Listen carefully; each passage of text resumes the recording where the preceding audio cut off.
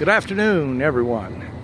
I'm driving down Clendennin Road here, and I went by the church here, Bethel Chapel, and I figured that I would go ahead and stop and make a little video here.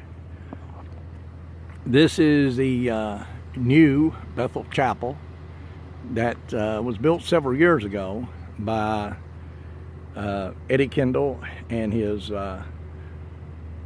flock, shall we say, who he's got quite a lot of people that come to church here. And like I say, it's a brand new church. It's a big brick church, modern day. It looks really, really super nice. And any of you people watching this video, I'm sure that Eddie and his conversation, his congregation would love to have you come over and go to church. I mean, it's a beautiful church, and Eddie is a very good preacher. He has what's called the gift of gab, if you will. He's been preaching since he was a little boy. Pan up that way, there's my truck. You can see the parking lot. It's got lots and lots and lots of parking spaces. If you look right up the road there, that culvert or the stream that goes under the road right there, it washed out this spring, and they had to completely replace that. Nobody could get to church. Notice the sign up here. It says Deacon Lane, or Deaton Lane. The Deaton family was one of the families that lived here in Clendennin way back 100 years ago, or even longer than that. And a very famous family. They own some property here in Clendennin. If you look up through there, you see a couple little houses. Most of those folks come to church here at Bethel Chapel, which is the church here at 1402 Clendennin Road. Give you a little bit of history here, which is the reason why I'm making this video, is that this is the new church.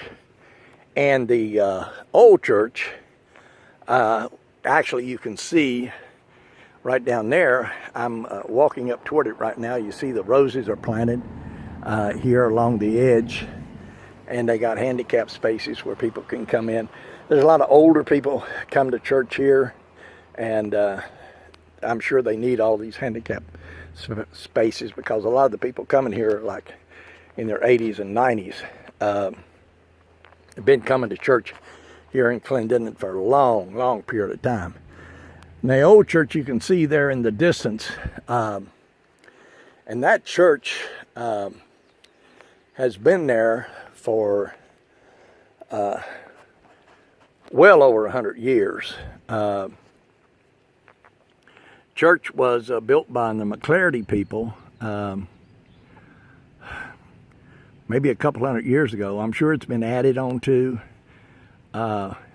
And some years ago, probably about, I don't know, 30, 40 years ago, that shelter down there where they have get-togethers and homecoming, church homecoming, was put in. There's also, around back of the church here, you can see some additional parking. So it's a beautiful, beautiful church. There's a stream that flows over in the back of right at the edge of the woods there, called Clendennin Branch. And I used to go to school here. There was a little school that sat right behind this little tree here, this little dogwood tree. And this is a dogwood tree here. Religious implication, once again.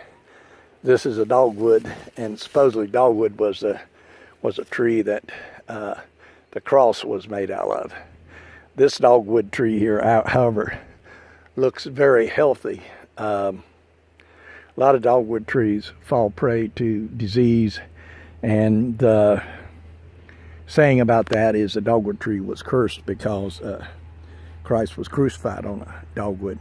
And dogwoods supposedly were big, healthy trees back during the days of Christ. But the cross was made out of dogwood, and supposedly the dogwood trees were cursed, and they would be stunted and get disease and so forth. But this dogwood tree here, a beautiful tree, and it looks really, really healthy.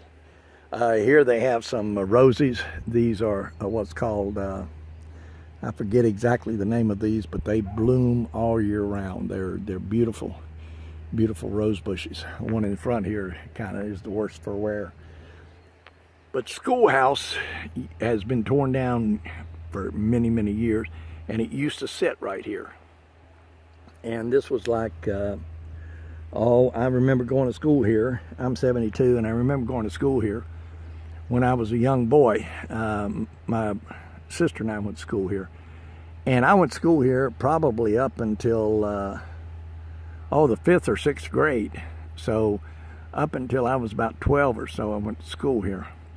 There's a road right up there. You can see the road there up next to my vehicle where we come off the road there. And the road actually goes up on the other side of this bank here and just keeps going.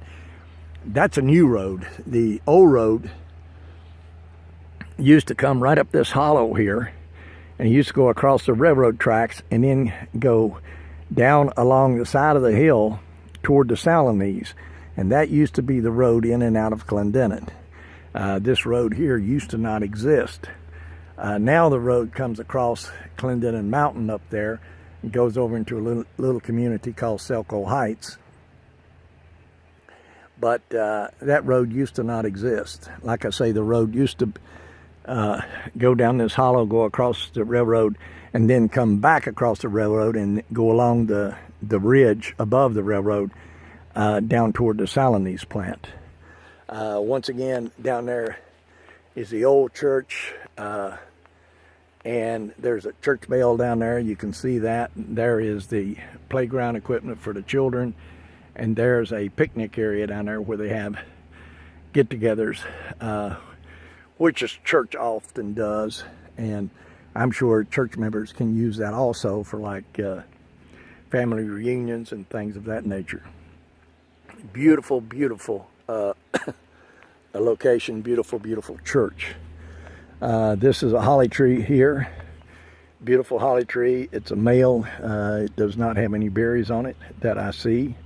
So it's a male holly tree, but it is really beautiful.